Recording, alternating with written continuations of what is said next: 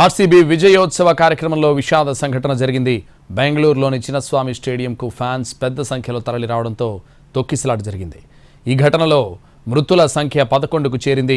37 మందికి పైగా గాయపడ్డారు. చిన్నస్వామి స్టేడియంలో ఆర్సీబీ ఆటగాళ్లకు సన్మాన కార్యక్రమం ఏర్పాటు చేశారు.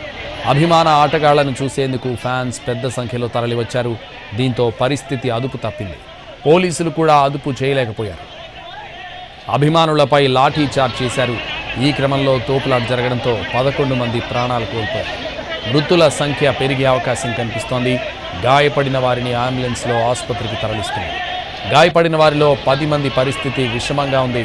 వారికి ఐసీయూలో చికిత్స అందిస్తున్నారు. మరో 27 మంది బౌరింగ్ ఆసుపత్రిలో చికిత్స పొందుతున్నారు. బౌరింగ్ ఆసుపత్రిలో బాధితులను పరామర్శించారు సీఎం సిద్ధరామయ్య. అభిమానుల రద్దీని అంచనా వేయలేకపోయారు బెంగళూరు పోలీసులు. తొక్కిసలాట తర్వాత చిన్నస్వామి స్టేడియాన్ని ఖాళీ చేయాలని ఆదేశించారు. మరోవైపు ఈ దుర్ఘటనపై క్షమాపణలు చెప్పారు కర్ణాటక డిప్యూటీ సీఎం డీకే శివకుమార్. అభిమానులు పెద్ద సంఖ్యలో వస్తారని తెలిసినా సరైన ఏర్పాట్లు చేయలేదని కాంగ్రెస్ ప్రభుత్వంపై బీజేపీ విమర్శలు చేస్తోంది.